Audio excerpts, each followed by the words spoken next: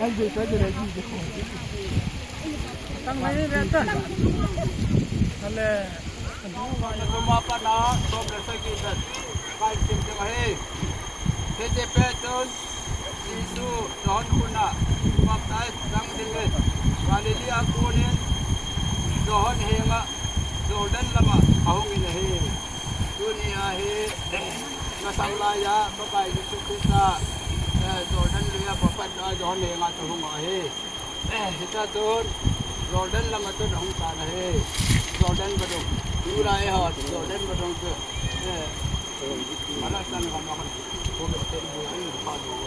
Sama he kata pada itu he. Asuma kalau nggak saya tengah je. Patenya apa buat sendiri nak patenya tu. Sekidang tahu tu mah. Patenya apa he dia tu. Ama hong masa mah he. Tu hamku, hamku sort masa. Ama tu saya tengah. Saya tengah. Nanti orang lain nanti video. Lain orang lain video. Itu lang ako sa ibang ato. So tanah din nga kibola po. Aso sa hodo ato kibola he. Kaso tatay, pinta na kanay tanah tiji wato. Tula bakay na tandi wahin. So tanah din nga kibola lang hele. So sa hele to ile tidi ko. Aso sa hodo kibola he.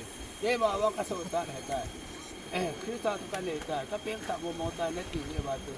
Aso sa hodo to pili to wato kibola he.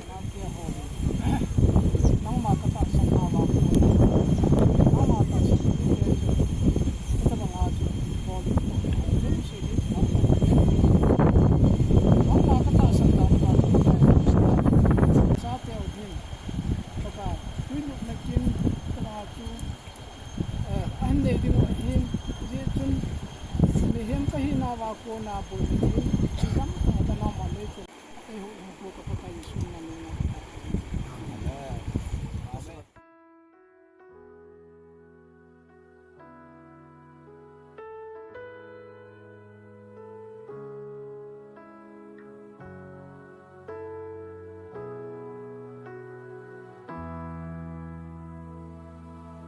Bagay sa Yesu, ho